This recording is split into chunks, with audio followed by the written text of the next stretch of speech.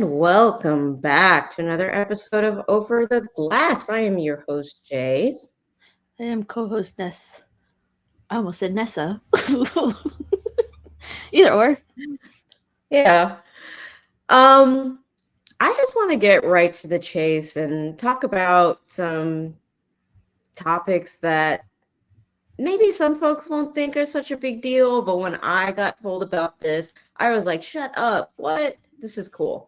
Um, it did take me a moment to put two and two together because when this said the first two players of Filipino heritage to combine on a goal in NHL history, I was like, okay, well, that's Jason Robertson. Who's the other guy? Right. Because one, like he changed his number, being on the Stars now, and two, well, maybe three. Two, I don't really follow the Stars. I follow Jason Robertson. And then three, I totally forgot that Dumbo was on the team. Right. Because he's been making some rounds ever since he departed from the Wild, and like I said, going back to point number two, I don't really follow the Stars. So, hooray! NHL history. Two players of Filipino heritage combined to score a goal. Fanfare. When I first saw this, you posted this up. I thought like, when did Robertson start playing with his brother? I also forgot Dumbo was on the That team. was another thought that I had. Like, oh, did they trade for the other Robertson? No. When did that happen? I missed it. Oh, but this is pretty cool. It's it went under the radar because I'm just now hearing about it that you're telling me. I feel like this should have been a bigger deal than it is. It really should have. It really should have been all over my feed, but it wasn't. So clearly it's other people's fault. So I just want to make a little mention of that because we haven't really highlighted any diversity and inclusion aspects lately. Right. But we've got a couple coming our way to let you know about. And you want to kind of share with us this this is hockey, the Mexico episode. We didn't get a Yeah. chance So to look into this. I just quickly like graced my timeline earlier this week, and I thought this was pretty cool.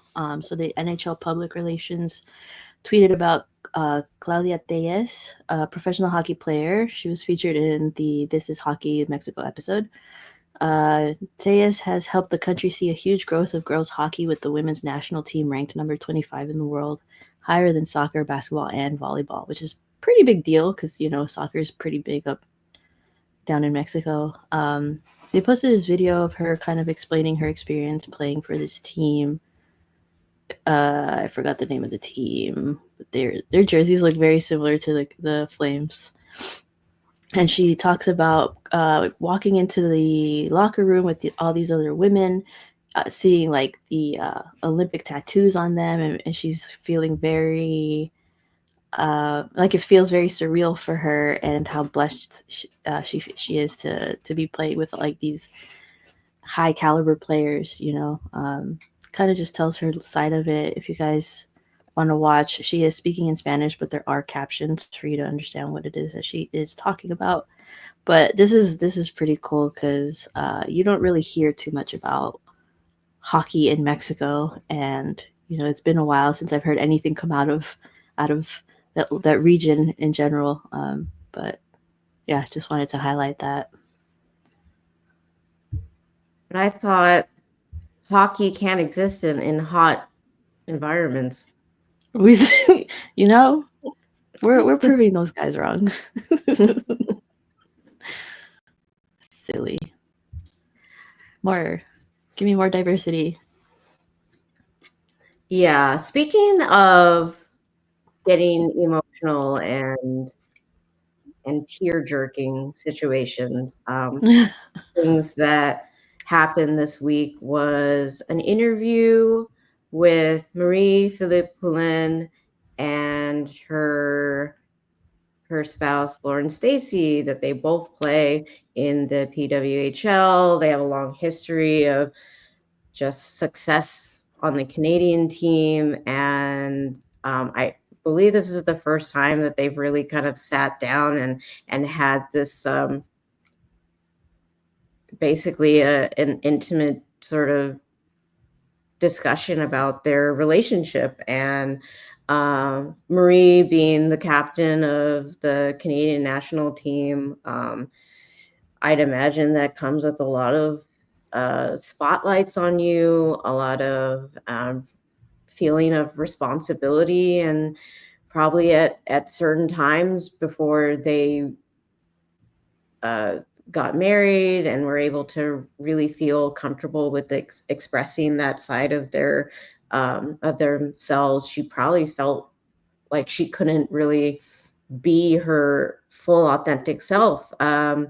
And she was asked during this interview about what that kind of like means to her to like be at this point in her career where she's able to just express her, that side of her that she feels like has to have been hidden for a long time. And we were kind of outspoken here on the podcast about representation and what it means to kind of show your personality and be able to live in your authentic selves. While it seems like on the women's side of the sport that they're a little bit ahead of the game in this context in comparison to the men, it's still we still see the reality that even how far we think they've come, like there have been moments along the way, and the fact that she could not feel as comfortable to talk about her personal life and how much this love has meant to her until most recently just kind of, to me, shows just the weight of how far we've had to come to get to this moment. And the moment she was asked about what it meant to her, she just, got really emotional. She started, like Laura's like, oh, yep, she's the emotional one. And you could see it right there in the clip that was shared. And there's a link for this on CBC Sports to the full interview where she finally just, you get to see what it means to her. Mm. Yeah, it's really interesting that you mentioned how, compared to the men's side of sports, the women are a lot more progressed in that sense. But like, I guess as an outsider, you don't really think about the struggles that they still have to go through. Um, it's nice to see how much they progress to be able to feel comfortable finally sharing their story. I haven't actually watched this interview yet, but I did watch the clip, and it's really sweet. they're they're a cute couple. I was actually thinking about this the other day. Like, what if, or what would it be like if this was two guys, two hockey players, dudes? Can you imagine? I feel like that's like 15, 20, 30 years down the line. I don't know, man. They're so behind. I mean, at the NHL level, I Right. don't I think we still have a ways to go, but I think I mean, we've seen it in other leagues, in other sports, and I feel more hopeful in other areas of the world, in other leagues, that we might be able to see it much sooner. But the NHL, I mean, given what they did just a couple of seasons ago, where they actually took several steps back, like Several. I don't even think like on the team level, just from things that we've kind of seen along the way, that even if the even if the team is more um, open to being more inclusive and stuff like that, I mean, they're still under the big umbrella of the NHL, and however they kind of pull strings to kind of, I don't know, regulate things or whatever it is like that. That's why I'm less optimistic about seeing Right. it. So Right. I'm like, I I'm not feeling too optimistic like at all. I was just like, oh, wouldn't it be nice if we were in a place in the world where two dudes could just like talk about how, they fell in love and they both play hockey at a professional level. It's like one of Too those, bad oh, we have must be to wait nice. till well, we have to wait till they retire, unfortunately. That's what it Yeah, I feels like. guess.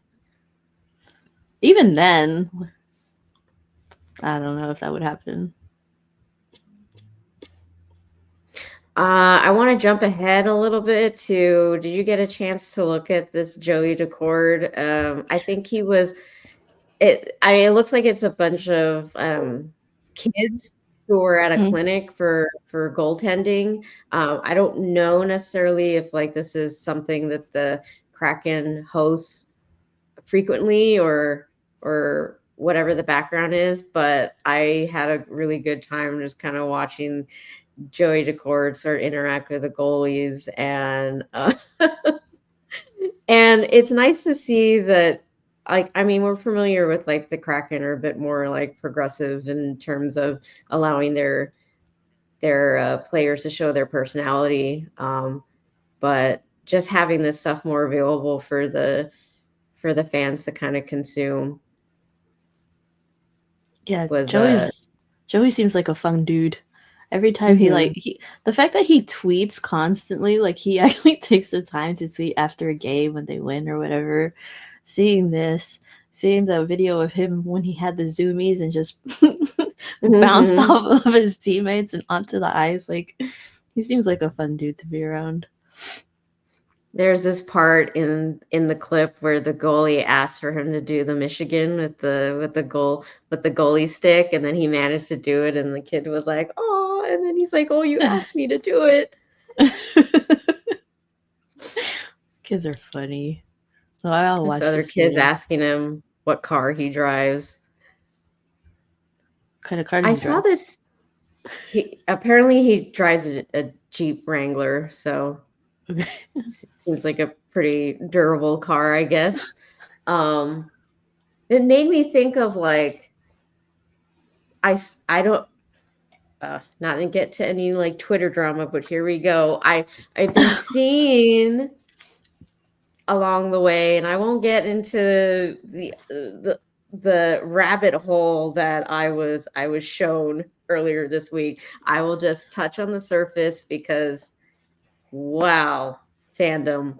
But um I did see there were folks commenting in terms of Jack Hughes's personality when like at meet and greets or something. Like I guess he's like supposedly comes off kind of rude and like not as engaging or something. And that's the extent of what I know. And just to see the contrast with like Joey Decourt, I don't know anything about Jack Hughes. All I know is I would be terrified if I had to meet like thousands of fans and have to like put on a face and engage in small talk, and then if someone's like gushing about you, like that sounds like my nightmare. It's So it's an introvert and extrovert though. Like yeah, so I don't know, like all I know, obviously Jack Hughes becoming a household name, and that's just about all I know about how he is as a person, blah blah blah. Obviously, when like I actually don't really like going to meet and greets because I'm worried that they're like when I went to the Mario Ferraro and Matt Benning. Like, I went because I was like, "Oh my god, Ferraro's one of my favorite players, and when am I gonna have an opportunity to get him to sign my jersey?" So I went, and he was pretty chill. Like, I try to keep it short and sweet because I get really weird about, like, having to interact with people that I, like, ugh, interact with people. Uh, but, he was kinda keeping the line going, and I was fine with that. I just said, "Hey, Mario, like, can you please sign my jersey?" And that was just about it. And I was like, "Thank you, blah, blah, blah." Keep it short and sweet. Got to Matt Benning. started getting into the conversation with Matt Benning, and then at a certain point I was like, this is getting too difficult. And I kind of like I just like tapped into like that time when I had to take a communications class in college, and I was like, how do I get out of this conversation?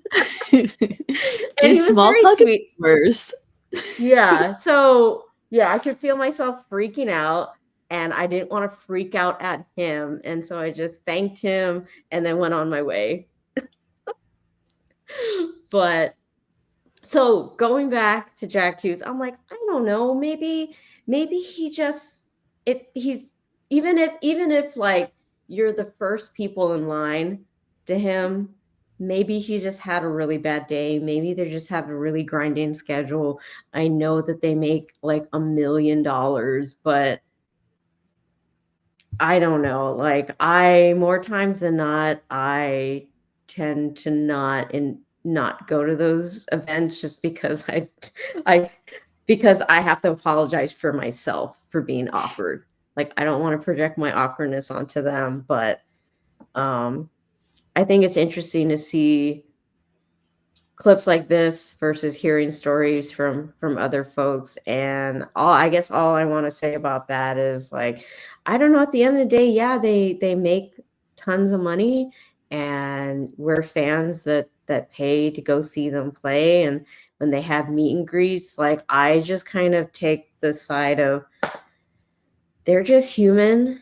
And I want to say that he's probably trying his best. Like I saw that it was mentioned that, oh, he was more engaging with like the kids or something like that. And I can see that, like for me, I think it is easier to interact with kids than it is Yeah. with adults, because the kids just say this random stuff like, oh, can you do this, blah blah blah, oh, that's so cool. Like they're very simple. They're very just like they're I think a huge source of my anxiety is just the amount of feeling like someone is judging me. I've said the wrong thing, blah blah. When you're around kids, they're just kind of like, oh, okay. Like if you just tell them, like they ask you something and then you can just answer back with something very simple, and they're like, oh, okay. Like they're not having like intellectual conversations with you. They're just like, oh, yeah, that makes sense. And then they move along, and then you don't have to feel so much about it. But Right. so whatever it is, I'm happy to look from afar. My theory about Jack Hughes is that he's a middle child, and so maybe he's not used to having all the attention. You speaking on behalf of being a middle child? Maybe. Yeah. I feel the same. I feel like kids are a lot easier. They don't have ulterior motives. They're not judgy. They just have questions. You answer them. They're on their way. Easy. Exactly. Adults, you can't trust adults. Adults are terrifying. As an adult, can confirm a lot of terrifying adults. All right, we're going to take a moment to thank the sponsor of this episode, which is Raycon. Let's be real. Everyone likes a great deal and saving money wherever they can. Black Friday and Cyber Monday are the most well-known times of the year to get the most bang for your buck on the hottest brands. Except for Raycon, because Raycon, you can get an amazing deal on premium audio every day of the year. But that doesn't mean they're not having any sales for Black Friday or Cyber Monday. Far from it. They're actually doubling down on an amazing value by offering our viewers up to 30% site-wide. A Black Friday Cyber Monday deal you'll appreciate every day. Raycon's Everyday Earbuds. Especially if you haven't checked out their latest model, which includes plenty of new features to make them even more of a must-have for any audio lover. For example, they now feature a 32-hour battery life and multi-point connectivity that lets you pair with 2 devices at once. Raycon's everyday earbuds also come with active noise cancellation. It's a feature that is a must-have for me, especially when I'm in the office and trying to get some work done. You've got some coworkers that are just around you and you just need to get into your space and tune them out. But one that can be difficult to find at any accessible price point until now, because that's another thing. Although Raycon's quality rivals some of the biggest names in premium audio, Raycon start at just half the price as the other guys. So they'll already have an incredible deal even before you factor in our Black Friday Cyber Monday offer of up to 30% off site-wide. The sound quality in particular is something that I kind of look into when I'm getting some new earbuds, and so Raycon is one of those options that'll really give you the best quality for a price that you can really afford. Raycon's Everyday's earbuds are also available in a vibrant variety of colors, so if you don't have to just have the standard issued white and black earbuds sticking out of your ears, I personally like having these options that aren't the standard black and white, especially the chrome ones that they offer on their website. It really kind of gives you the ability to find a vibe that works for your personality. Now's a perfect time to scoop them up if you haven't already. And don't worry if you're not as pressed as I am. Raycon offers a 30-day happiness guarantee, so you really can't lose. It's time to save big for Black Friday, Cyber Monday, so go to buyraycon.com/THPN today to get up to 30% off site-wide. That's right. You'll also get up to 30% off everything on Raycon's website when you go to buyraycon.com/THPN. Yep. This is the last week you could get it, y'all. Get on it. And now we move on to some shark stuff. But before the main headliner of this episode, I just need to bring attention to our up-and-coming star in net, Yaroslav Askarov. What were your thoughts on his debut? I have little thoughts because I was not able to catch the game. I only caught highlights. But from what I heard, he had a little bit of a shaky start. 15 seconds into the game, made a silly little... I don't know what you're talking about. Silly little decision that cost him a goal. But I heard that he was perfect. All our goalies are perfect. We don't judge. I heard he settled in pretty nicely. He started to get more and more comfortable as the game went on. And one of the highlights that I was able to catch, he made a pretty awesome save. So I think, it's his first game with the Sharks. I believe it was like his fourth NHL start.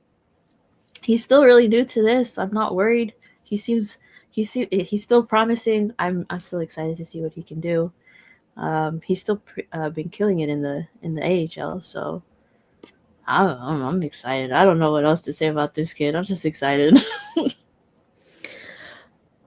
Yeah. So despite that blip in the first 20 seconds, I mean, honestly, this team is they've been going through it at times. Especially last night, their luck of coming back from behind and grabbing some points is not an ingredient for success. So, like on the broadcast, they were mentioning, how the defense, obviously, everybody on the ice needs to communicate with each other, but especially the defense with the goaltender, especially with a young goaltender like that who's not in day out, trying to get used to how the guys like kind of jive with one another. Like one, yes, when Askarov made that pass up the boards, my first thought was like, why is he doing that? Like, why are you passing it up that way? Like, but that's also the job of the defenseman to help him out, let him, fill him in on the scope of what's around him. And so, just kind of everyone needed to be talking to one another out there. And so, not the greatest start that we wanted to see. He probably felt like, ah, God, like, let's do this over again. So, but I mean, throughout the game, he felt like, in comparison to the other prospects that have come up along the way, like, he felt like the most sort of like he belonged there. Like, not Mhm, quite like ready to take over, but definitely the way that he mhm, sort of moved around in the crease, the way that he kind of like came out and sort of, he didn't seem hesitant in a lot of areas that I felt like a, a up and coming goaltender may kind of like may tend to be a little more reserved and kind of take the lead for from his other teammates. But he felt it to me, it felt like he was willing to kind of make those certain moves out on the ice, despite the fact that he'd only had like a handful of NHL games. Like, and I kind of respected that aspect of his game. And like I said, the way he was moving in the crease, I felt like he wasn't kind of he didn't feel uncomfortable there, which is also something that's really nice to see. He's took a sizable amount of shots on the goal during that game, which was nice to kind of see that he he was able to kind of take on that workload. I mean, we've kind of seen how he is with the Barracuda. He seems very like confident and comfortable being the backstop there. And so it wasn't really surprising to me that when he finally got the call up, because Vanacek is kind of like day to day right now. And he did get the second of the two back to back starts. Um, he probably would have wanted a different like uh, end result for that, but I liked what I did get to see from him during that game. yeah. Um, Sad I didn't get to catch the game, but yeah, from what I've been hearing, it does sound like he has looked the most ready compared to all the other goalies that the Sharks have called up within the last couple of years. Like even with the Devin Cooley, oh the poor kid. I hear like I think he's doing better over with the Flames. I think he's playing for their AHL team right now, but he might have played a game with the Flames. I don't know. I could be making that up. Um, but like as excited as he was to be playing for his hometown team, there were nerves involved, whatever it was. Maybe he wasn't quite ready to play an NHL game. I don't know. But we were desperate, right? And any other goalie prospect that we've brought up, just we're excited to see them there. We're very hopeful for them to do well. But like with this team, it's so hard. It's been so hard to be like, yeah, they'll definitely show up for these kids. They don't. And so I think Askarov did a pretty decent job considering, like, yeah, this is a better team than has been on the ice, but like they still struggle. Yeah, I'd imagine he's gonna get a few more games like later down the line. It's good in comparison to last season when Blackwood went down. We had already traded Capo Kakinen, Mm-hmm. and we had Devin Cooley and, oh, why does his name escape me? He was in the trade. Corona. There we go.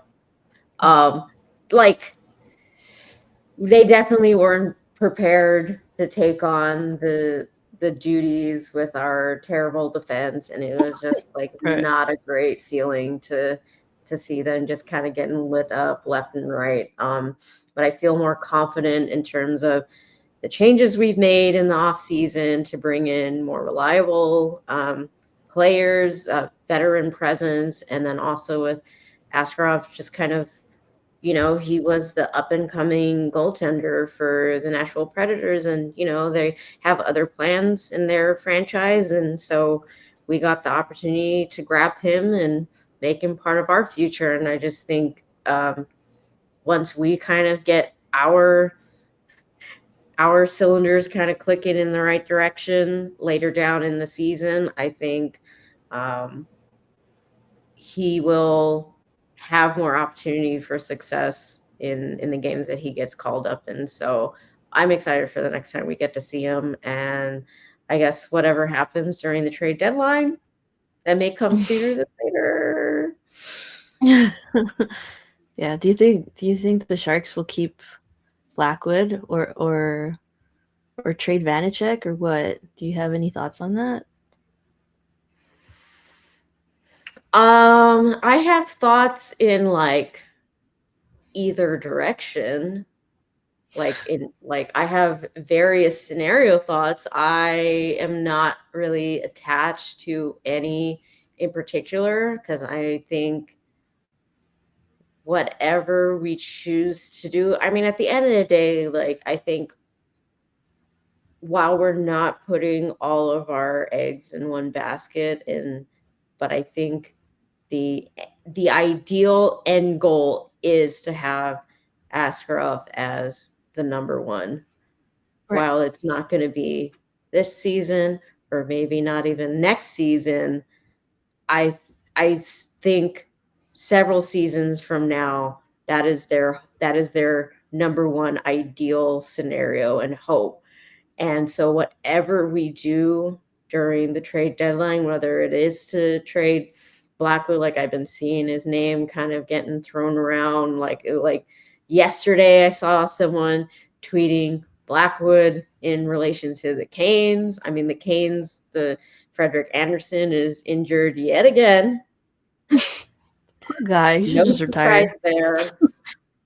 Like he might need to. The guy cannot complete a season without going down. And with the Canes right now, and their objective is to win the cup, like that's not ideal for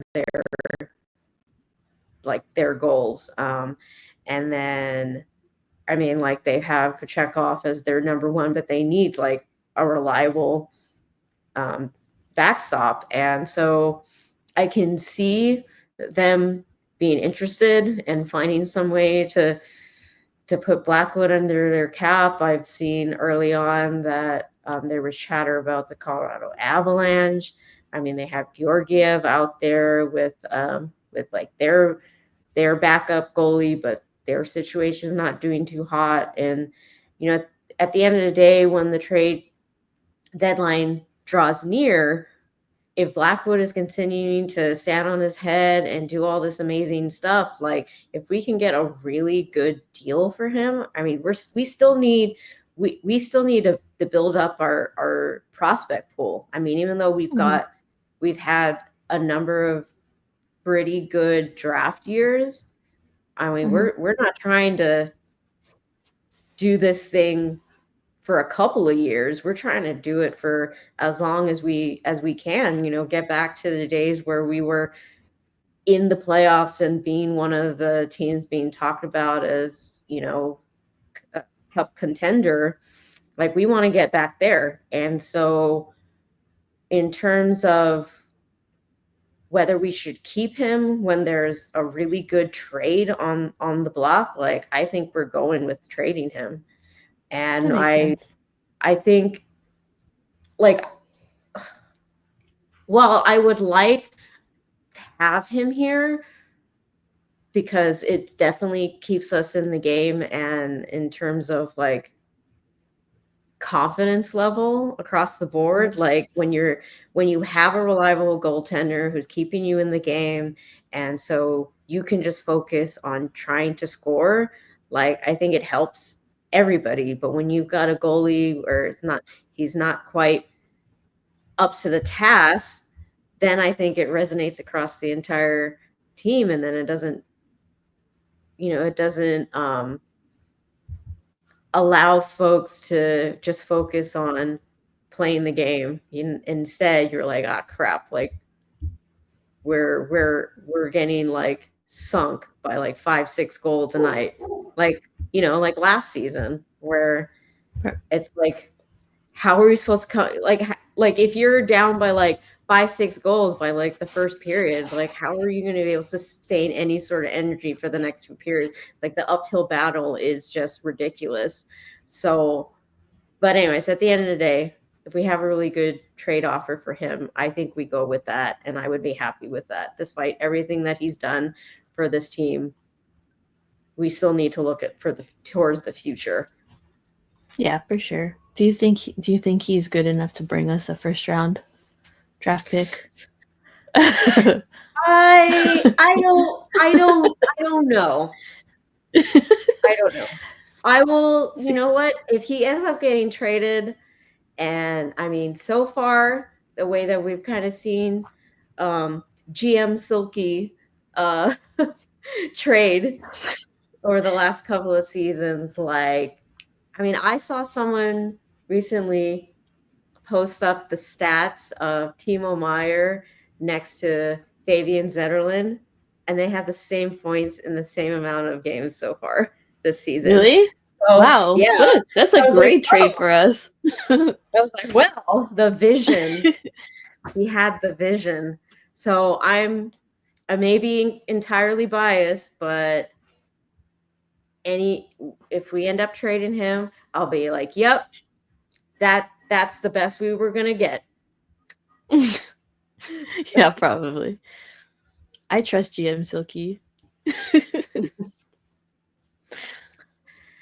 So on another Sharks topic, yesterday was Jumbo's retirement ceremony. This dude's been retired for quite some time now, but officially retired his jersey. I only saw highlights on Friday from the Legends game. Nabby apparently making some classic saves all over again, despite it being like a friendly. He's like, no, we must win. I saw Oh, Tara interviewed him and asked him about that. She was like, "Did you know you were gonna go out there and like play all out?" He was like, "No, it just happened." yeah. Well, I guess Instincts kicking in. despite how many years you're retired, once you're back out there, you're just you're Yeah. motivated to stop everything and keep your team in it. So to see him kind of make those saves again, like you don't see that type of play anymore, like his style of play. And it kind of brought me back to those classic days of that type of goaltender style. So I mean, I wish I could have seen more, but you know, it is what it is. So that was so a bunch of the guys that came out to that game were also invited to the ceremony on Saturday.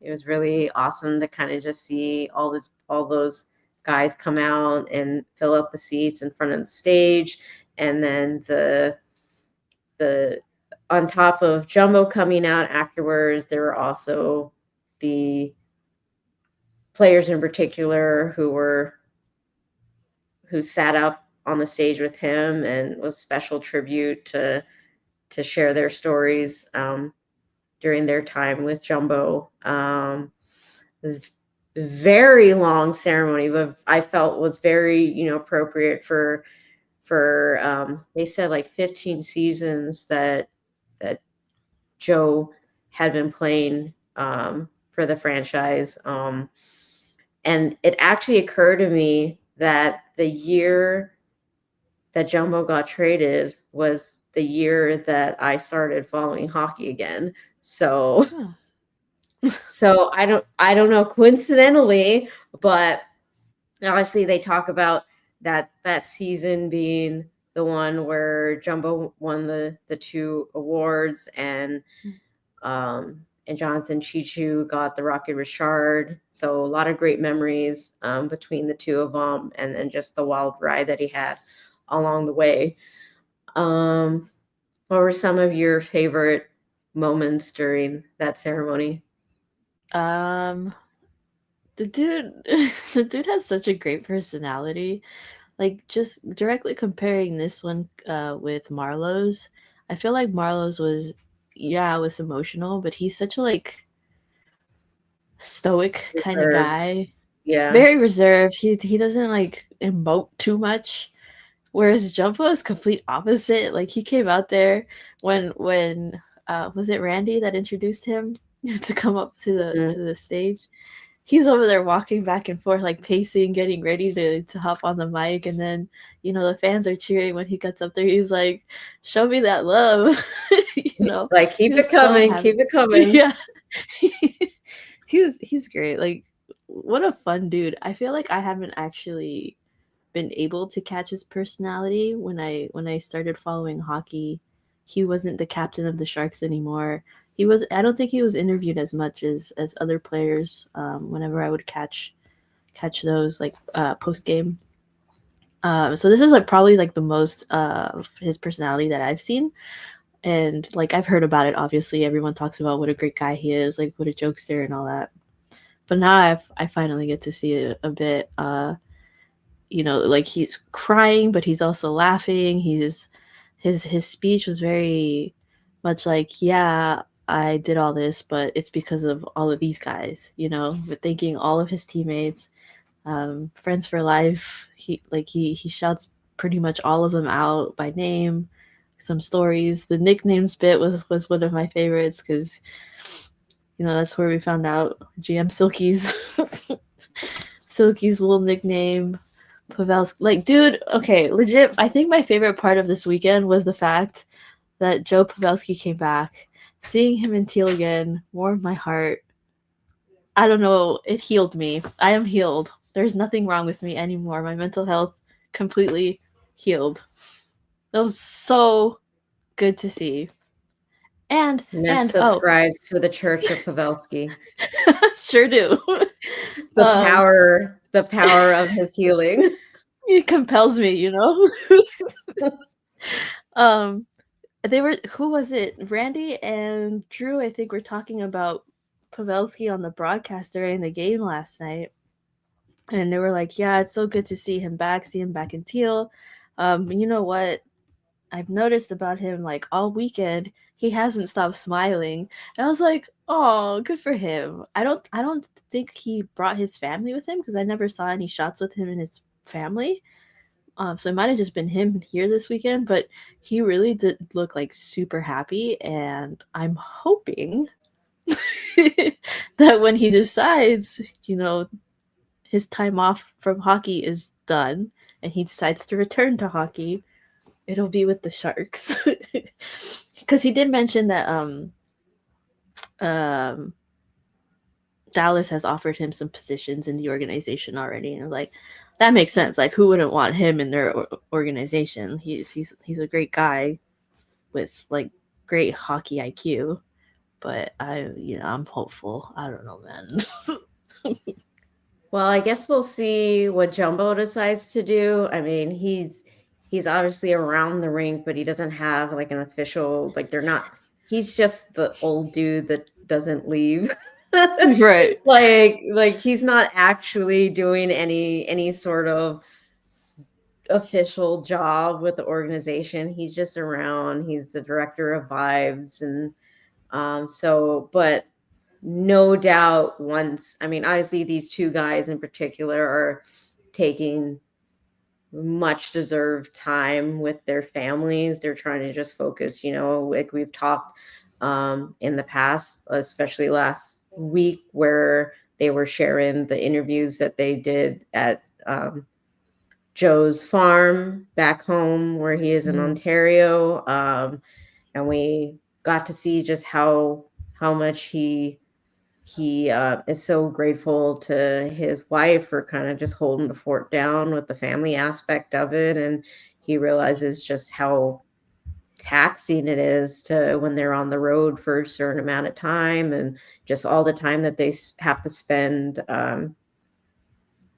with the sport during the season. Like the family kind of does take a back seat to a lot of that stuff, and So now that he's retired, now that Pavelski's retired, both of them, honestly, they're trying to make sure they're as attentive to their families. And as much as we can see, especially with Jumbo, that hockey is his life, that's his love. And the fact that he hangs around in the rink is like his way of getting that adrenaline rush without um without being kind of tied down to any sort of like schedule. Like he's able to just come in, get the get to smell the inside of the rink, and then, if the family's got something to do that day, well, he can just leave. He doesn't have to attend any meetings or do anything. And so right now they're kind of just doing that, and but keeping the door open to possibility of when they've kind of found a good spot where they can incorporate hockey back into their lives. So I guess we'll see what happens. But of course, Jumbo and his family live in this area, and Pavelski, I believe they moved back to where he's from, which is, Wisconsin. yeah, I was about to say Minnesota. I'm like, that's not right. So they moved back home, and then it makes sense. He's been away from home for so long. So I guess we'll see what happens. I'm sure Jumbo will try to infuse some influence to Pavelski. I mean, they've obviously been like so close the whole time that Pavs was with the organization. There was one part in particular during that night where Pavelski, I think it was on the Jumbotron because they like pre-recorded that stuff. Um, and he was talking about the season he got named captain. Mhm. And then he walks into the elevator and Jumbo's there, and like he's feeling a little anxious because in the moment I was trying to think like I can't remember, but I'm pretty sure he's mentioning this because the season before Jumbo was the captain, He and was then he stripped got of the stripped C, of the right? Yeah. captaincy, and then it was given to Pavelski. So, for in that moment, you're kind of like, we're good friends, but obviously Jumbo's gonna kind of take it in a certain way about he used to be captain and now it's being passed over, um, and I guess Pavelski was a little concerned that that would have some effect on their relationship. And Jumbo being the classy guy, he like gave him a seal of approval, and he's like, "You're the captain now, and excited to be on this journey with you," and stuff like that. So um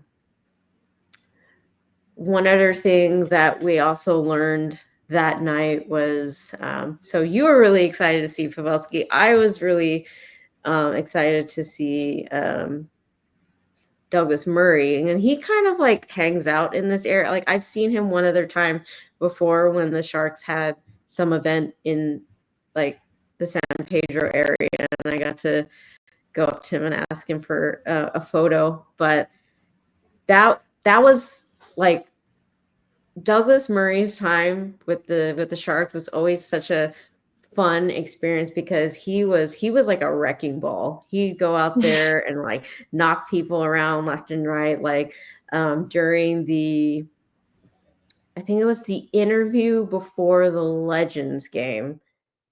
Dan Boyle was interviewed about leading up to that and how he feels and blah blah blah, and like I think who he's like looking forward to seeing. And Dan Boyle and Douglas Murray were a D pair for quite some time, and so like he was really excited to see him there. And um so it was just really bringing back like some nice memories to see all like those guys who were during that run. But Douglas Murray mentioned a story that about how he got called up by Jumbo to help move in a family, and he was thinking, oh, did we get a player? Were they traded? Blah blah blah and whatever. And when he shows up to the apartment, he's told that he's helping to move in a homeless woman and her 2 kids into this apartment that Jumbo and his wife Tabea were putting them up in. And Jumbo told him, like, and don't let anybody know. um and just the and of course, in that moment, he's saying, like, before he started that story, he's saying that he was told not to talk about it for so long, but now he's going to break that promise and share it with everybody. And like how emotional he got, or he's Mm-hmm. just like, um, his voice was getting cracked up and he had tears in his eyes. And we don't really see this side of players all too often. And just to see how much it meant to him to know this guy that he, not only sees as a friend, as a teammate, but just the generosity that him and his entire family, um, giving back to the community, giving back to folks in need. And he didn't want anybody to be writing articles and singing praises about him. He's like, he just wanted to do this thing, and he needed one of his trusted friends to help out. And he trusted Douglas Murray to keep this close to his heart, for years and years and years. That whole night just being about Jumbo. But like you said, he spent so much time giving thanks and appreciation to all the folks around him. Um, just, it's such a nice thing to see that he is still around, especially for the younger guys. And he kind of also highlighted on Mac living with Yeah. him and thanking him for helping his son with 6th grade math. Yeah. Him roasting pickles was one of my favorite parts of his speech too. Wearing the same suits from your rookie season. Silly. Terrible. Yeah, I do want it to was highlight. also. Go ahead. Oh, go ahead. Oh, I mean, it was also really nice to. I mean, I'm pretty sure they did this at Patty's thing as well, but just having all the sharks just kind of like sitting off to the side, Yeah. and just, yeah, I mean, it just felt like it was a really well put together ceremony for much deserving guy. Which I mean, with all the highlights that they were doing on his career, it's like you really wish that the final thing could have been the Stanley Cup. And Yeah. it's not going to happen. Like, we've got so many teams in the league these days, and we know how difficult it is, the grind to get to that one game. He's had so many other things in his career that were highlights, and at some point he is going to be going into the Hockey Hall of Fame. So you can't have them all, but it's nice that despite all that, he's still so thankful and appreciative for every day that he's been able to just go out on the ice and just be a kid. Yeah. Also, okay, since you said how grateful he is, I thought it was really cute when he started addressing his family and was like, I hope seeing our name up in the rafters does you proud. I was like, oh, that's so sweet. Wait, I wanted to say something else about. Nope, I lost it. Okay, so I did want to highlight a thing about Pavelski again, because Shane interviewed him. I read the interview, asked him a bunch of questions about the weekend. One of the last questions he asked him was his favorite memory of Joe Thornton.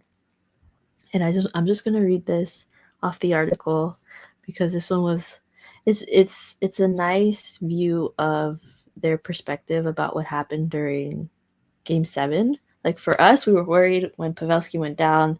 His head was gushing blood. It was gross. We were all worried that, like, is he okay? I'm pretty sure Pavelski talked a little bit about it as well in his video clip as a tribute before he was uh, announced or to come. But so he says, there's Pavelski on his favorite Joe Thornton memory. There's too many of them. Obviously, that game 7 is one of the biggest. Seeing his face right there after I went down and coming out, one of my first times back. I just remember him saying, "We've got you. You're going to be all right." Those type of things. That's one that definitely sticks with me. There's a lot. There's a lot in the locker room. It's just a big accumulation of everything. I think during his tribute, he gave a little bit more detail about it, but hearing him talk about his side, because I don't think he ever really did, like it happened. He was injured for I don't remember how many games. He didn't come back until like the third round, like the Western Conference final, I believe, against the Blues. um I'm not sure if anyone ever really asked him about how he was doing or whatever. Like, it's playoffs, like not everyone's going to want to worry about those details in the moment when they're trying to win a cup. But I think I'm really interested in hearing the players' perspectives on things, and I don't know if nice is the right word because it was not a nice moment, but it is interesting to hear him talk about what happened.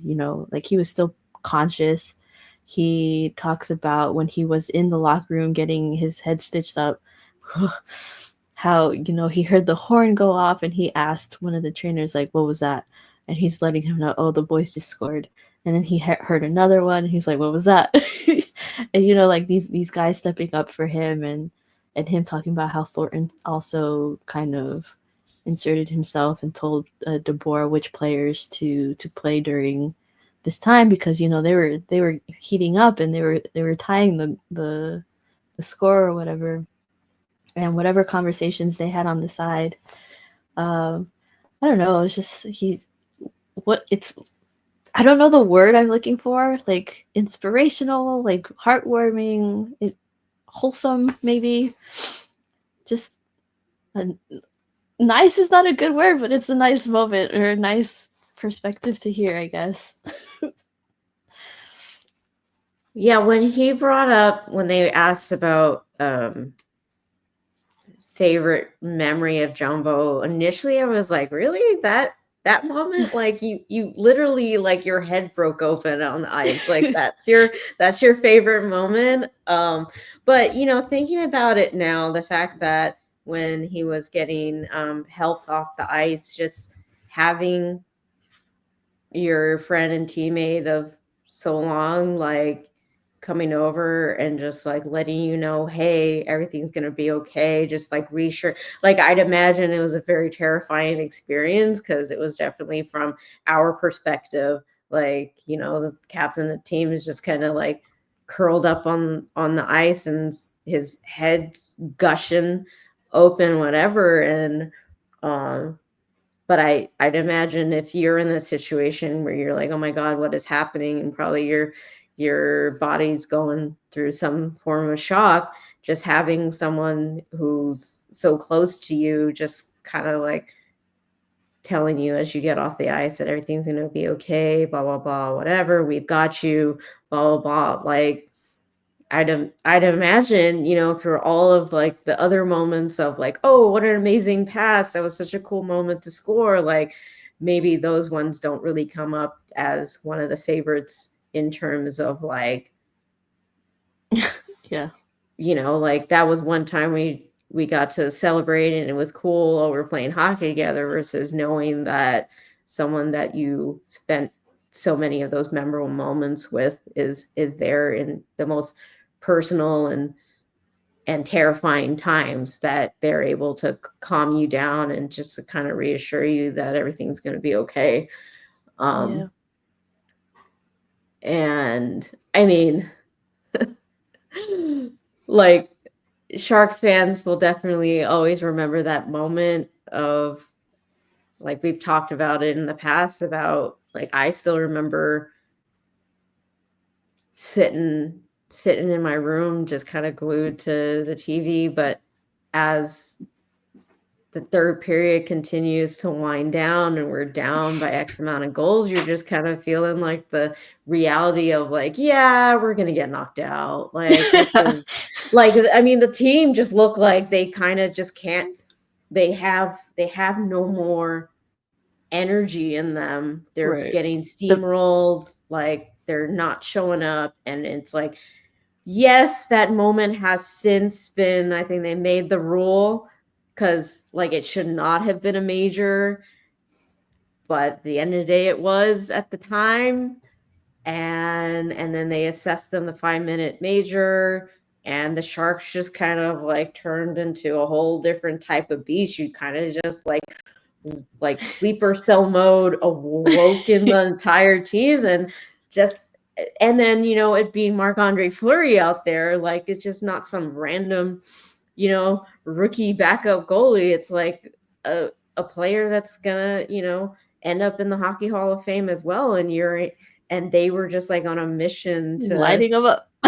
yeah. And it's like you I'm pretty sure that hasn't happened in history, like getting a 5-minute major and then the amount of goals that they scored in that time, and then Same. only to have Barclay Goodrow win it Yeah. Which is in so great for double him to be OT. back on the team for this moment, for Jumbo to shout him out too. Yeah, I think things kind of worked out perfectly this season for that. Mm-hmm. What a great day. What a great night. Any other Oh, thoughts of? yeah. Yeah, I did want to, because you're gonna talk about the Canes here in a little bit. It just reminded me, the other thing I wanted to talk about was when Jumbo shouted out Burnsy. He was like, "Burnsy, the animal noises you would make to let me know you were open were not necessary." Dude. Yeah, I his don't know nickname if for I've him ever was heard. Sideshow. Very Yeah, what a appropriate. crazy guy. He was like the only guy I would pose naked with for photos. I forgot they did that. Oh my gosh. Yeah, and also Burns mentioning when he came over from the Wild, and um, Jumbo just allowing him to be himself. I mean, I didn't really know much about him prior to us acquiring him from the Wild. Like, I mean, nowadays all we know is like, yeah, Brent Burns is a character. Like Mm, that's all the memories that we have. But from his perspective, it wasn't until he got to the Sharks and his connection with Jumbo. And I mean, people have said this in multiple interviews throughout the week, and um, it makes sense that once they came over to the Sharks during Jumbo's time, and even while he's like in the rink these days, like he injects that vibe and that permission, I guess you would say, to, hey, just let us know who you are. Like you're able to be yourself here. And which we don't really see too much with other teams. Like I think we see it in mm, some ways, but it feels like it's not universally common throughout the league, but just seeing everyone talk about from their own perspectives of how being in this organization and around Joe Thornton has allowed them to like share those sides of them and to feel like they can. mhm. And yeah, so I enjoyed seeing all those little moments throughout the ceremony and leading up to it. Um, and hopefully in terms of the future of the Sharks, it was a nice moment for them to just feel inspired. And I mean, maybe not during that particular game last night, but Maybe they were but partying too hard because they didn't weren't looking their best out there. well, So that does remind me of when Zetterlund scored and he did that celebration where he was paying tribute to Jumbo, he was making the motion of beard and pointed up at the banner. So that was nice. The breakaway goal was not nice. The shorthanded breakaway goal was not nice. The only highlight to that was, oh, I got a shorthanded point with having Alex Tuck on my team. Right. But I would give that back in a heartbeat if you guys could just win. Right. Yeah. I think they How lost the did you Gator Marlowe ceremony too. hmm, how did you feel about I didn't see it, but I read that apparently Macklin broke his stick on uh after that last goal or something like that. I did. He got frustrated. I was like, I feel it because like he was skating so hard trying to catch up to that puck and he couldn't. It's like you're trying so. Listen, I get really frustrated when the coaches decide to pull the goalie for the last couple minutes or whatever. I get it.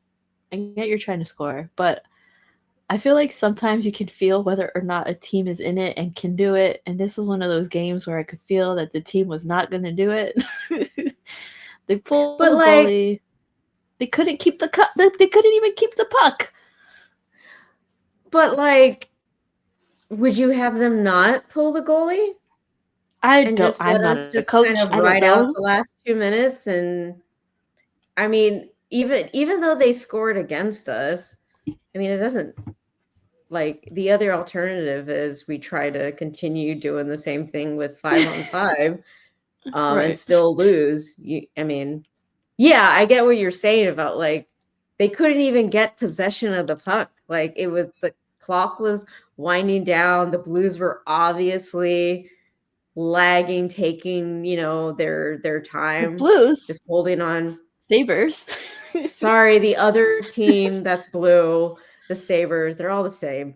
Um, they were obviously they were in no hurry to make any moves.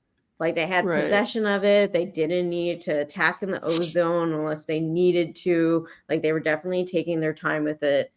And the Sharks just like could not get the puck. And then what? They got the puck like maybe a little past like a minute left, and I don't know. It was kind of a blur after that. Like Mm. there were far too many times during that game where they just like I'm like I don't know what's wrong, but like you all are just kind of running around like beer league style. Like people are just like, oh, get the puck, and just like like not even like understanding what's going on around you, and the amount of just kind of like sticks getting in the way and trying to make a pass so like half seas to nobody. Like I don't know what was up last night's game. Um Right. They and felt flat. kind of hated who was playing in net on the other end. Kind of didn't Yeah, I like didn't that. even Kind of realize. didn't I didn't like realize it. until like the second period, and when like Randy said his name, I was like, "Oh, ew." Ugh. I forgot about him. Um kind of hated that goal, that almost goal that he kind of like flipped around and got with his glove. It was a good It's like, save. ugh. Yeah. It was so funny. My It, friend who was sitting next to me, like, was halfway up to celebrate, and we were because ragging it her almost like, went in. you were No. so ready." No, I didn't realize. Apparently, last night was his for his oh my gosh, his season debut for the Sabres. I was like, Ugh, it had to be against the Sharks. Thanks. whatever. I mean, with all things considered, I mean, Celebrini and Smith and Toffoli all had like, I mean, like Celebrini and Smith just kind of like missed the net, but they had like can recall that Will Smith had at least two really nice chances. I mean, at least if anything, I won't fault them to like he got the puck and attempted to score the goal. Like I think it looked really nice. He just could not get it on the net. I mean, Celebrini had a number of really great chances. I mean, he's continuing to be really good with his own game. Just the execution across the board for everybody is not quite clicking.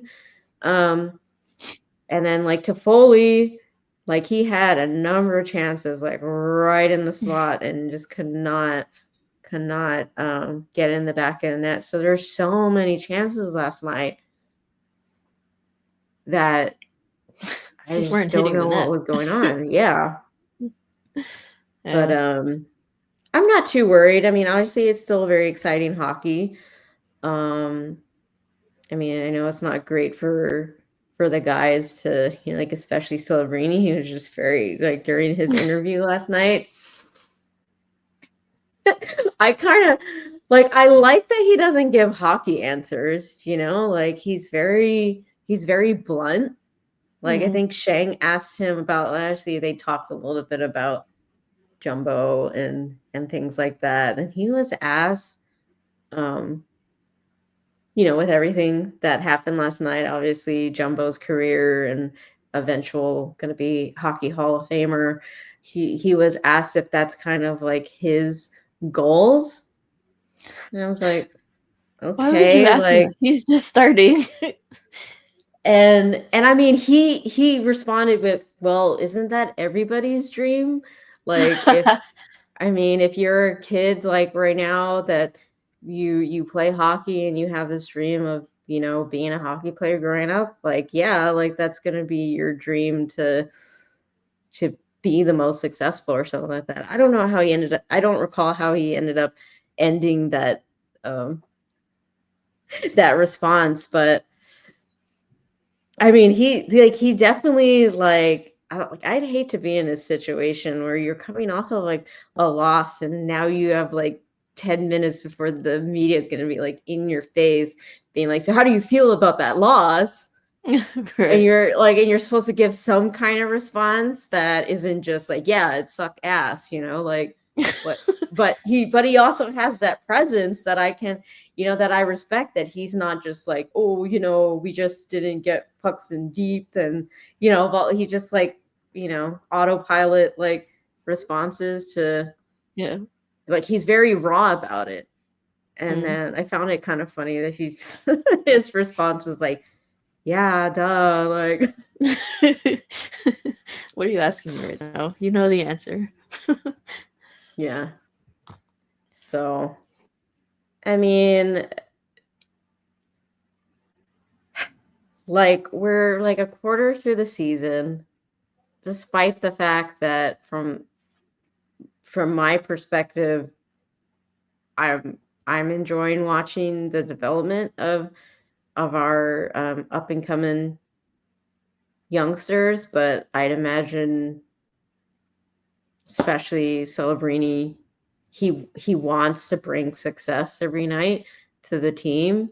And the way that he reacted last night, obviously you can tell how much it means to him when they aren't looking all that great on the ice. But and so a little part of me is like I hope he doesn't take it too much to heart. Right. But the fact that he's living with Jumbo, I'd imagine Jumbo's gonna be able to kind of like keep things balanced and not let the guy kind of dig a Yeah. hole and sleep in it. So Right. Still make the game fun for him. mhm. Any last thoughts on Jumbo Night or the game that No. followed it? All right. So we're gonna end with a little bit of another fun moment this week in the league. So Seth Jarvis, a winger for the Carolina Hurricanes, has been out for a little bit with an injury. I came across this randomly, and I had to check that it was actually him. Because I was like, what? This seems so strange. Like he hopped on his Twitter and was pretty much like, yeah, I'm bored. Ask me stuff or whatever. Let me see what he officially had said. He said, hey, at Canes fans, I've been real bored lately. So ahead of a huge matchup tonight, which was on November 21st, I figured I'd try to answer some questions for you guys, send them in, and I'll try to get to them. And so some of the He's only questions that 22. Sorry, I didn't realize he was so yeah, young. during that season when Bordalo came in, I believe, or was it Eklund? One of those two. And because we were in that situation, I think it was definitely Eklund, because there was a whole talk of like, oh, we can only play 9 games before they have to decide what to do with him, blah blah blah, and whatever. And I remember with Eklund getting sent back to the Swedish league, I noticed that the Canes, also being in a similar situation, decided to keep Seth Jarvis in the league. And I mean, so far he's been doing really good. So, but this season he's been dealing with an injury. And so he hopped onto Twitter and was just like, yeah, ask me whatever you want. I'll answer them. And so here are some of the questions. Who do you hang out with the most off the ice? And he said, sadly, and not up to me, Jesperi Kakoniemi. Is this like I don't know much about the Canes, but is this like a BFF jab? Probably. I like this one. Another question is there anyone specific that you like to pick on the most in the locker room? And he said Bernsey because he's old. Damn youngins, your abuse of the elderly. Hockey pet peeve. Wet elbow pads are disgusting. That's I think fair. wet anything is disgusting. Yeah. Go to coffee order. He said the last thing I need is coffee, Megan. He's sassy. Question, if you could only eat one thing for the rest of your life, what would it be? He said I could live a happy life off of strictly chicken quesadillas. I had a chicken quesadilla last night. How was it? Could you live off I of mean, it was it? pretty good. I went so during the second intermission, since I'd been there since like 2 o'clock, and what second intermission was what 7?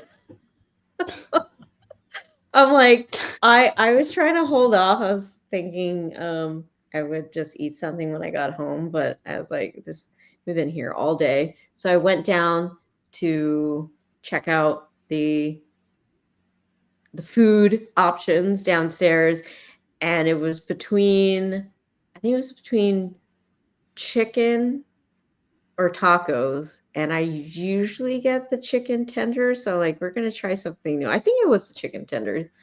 I could be wrong. But anyways, we went over to get some tacos. I wanted the fish tacos. They ran out of fish. And they ran out of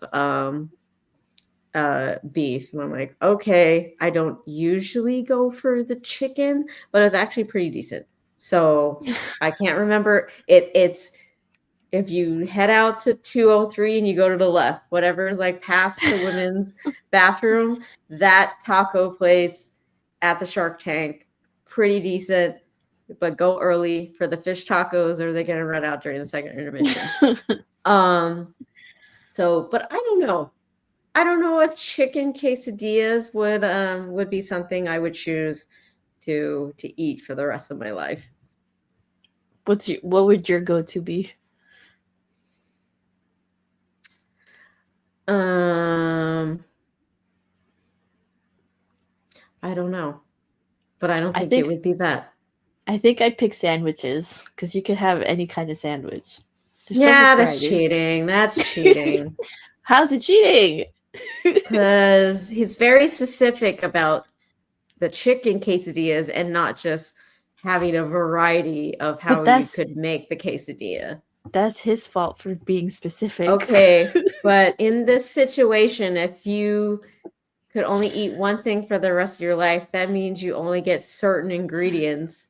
Like you get locked up in a room or something, you can only have like 3 ingredients. What are the 3 ingredients to make your sandwich?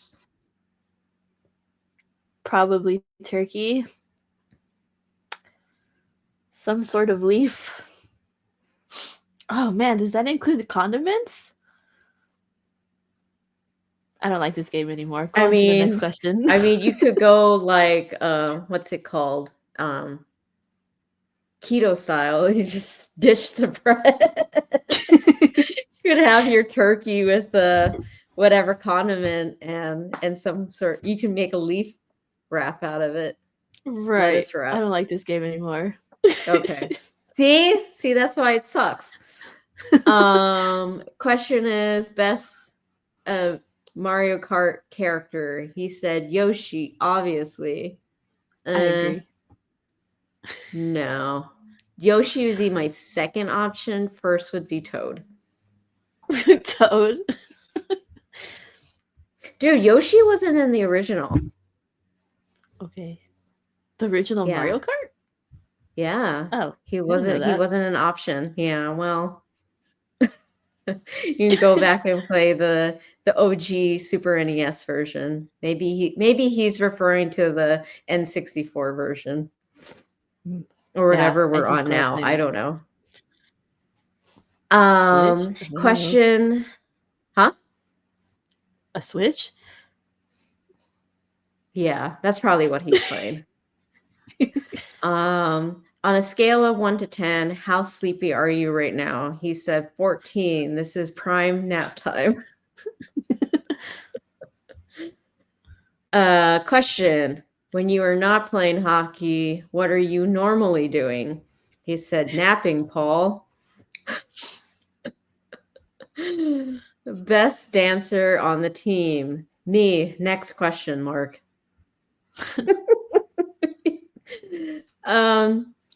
When you make Kool-Aid, do you use the recommended amount of scoops or do you treat yourself to a little extra? He said, I am a grown adult, Wes. Obviously extra. There are no rules. Question. Who would win in a fight between a grilled cheese and a taco? He said, I'm glad you asked. After doing some deep thinking, I firmly believe a taco would stand no chance to a grilled cheese, as the cheesiness of the grilled cheese would be near impossible to open. As for the taco, the inside would fall out and the shell would crack. Shell? What kind of tacos is he eating? I mean, it would Taco fall apart Bell. either way, but that's a very well thought out Very, answer. yeah. Question. What was your favorite subject in school? He said, I took pottery 1 year in high school, and that was an absolute blast. I almost took pottery in undergrad, I think. No, it might have been high school. No, it was definitely high school. I wanted to, but you had to like purchase your own clay or something like that. Yeah, it's expensive. And I don't remember if I was like broke or whatever, but then I ended up choosing a different class, I think. Question, any other sports teams you're you're watching currently? He said, sadly, the New York Giants. Question, if you were a dinosaur, which kind would you be? Stegosaurus. Nice choice. I like those. You always post great music. What have you been listening to lately? He said, my two favorites lately are Sure don't miss you by The Dip, and Messed Up Kid by Dexter and the Moon Rocks. Do you know any of those? Nope. Interesting. I guess if you want to know a little more about Seth Jarvis, maybe I guess their music choices would be where to go. Who on the team would win a karaoke contest? He said Jordan Martinook's rendition of Rockstar by Nickelback would cure a lot of the world's problems. Interesting. I'm curious to hear it now. Question: who are you expecting to be your top artist on your Spotify rap this year? He said, if it isn't Mac Miller, I'll be astonished. Okay. And that concludes Seth Jarvis's impromptu Q&A. So I don't know, like, depending on how long he's out, he might have another one. You should follow him. But I guess confirm that Jarvie44 on Twitter is Seth Jarvis. Even though it says his location is Winnipeg, Manitoba. I guess that's where he's originally from. Are you looking Perhaps. Let's see. He is from Winnipeg, Manitoba. Makes sense. Oh, he's only 5'10". He's like a whole foot taller than me. Almost.